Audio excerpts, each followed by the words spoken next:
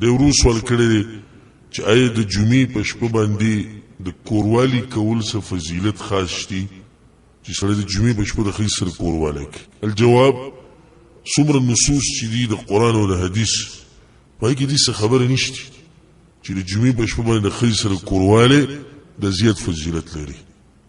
الا دا بعض علماو ته مستحب ویلي. ولې؟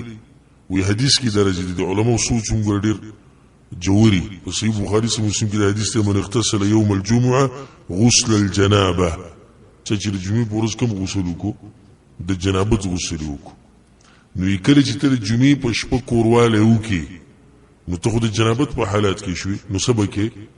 غسل به کې. هلته حدیث کې غسل جنابه راغلی، نو غسل به کې. دویمه ده چې منزله به ځې نو زړه به دې مطمئني، شهواتو طرف ته به دې سوچ نه وي. درېیمه ده په لاره روانې خلک د جمعې منزله روان دي، زنانه پکې هم رواني، نو ته به پکې زنانو ته نه ګورې، نه به دې د هغوی طرف ته پام شي. دقه شان بل پکې دا وي ستا د لاسه هغه زنانه هم ولامبل، ستا د لاسه ښځې هم ولامبل. نو دا بعض فواید یې راجمع کړي وي د دې د لاسه د جمعې په شپه باندې غسل کول کوروالی کول دا غوره دي.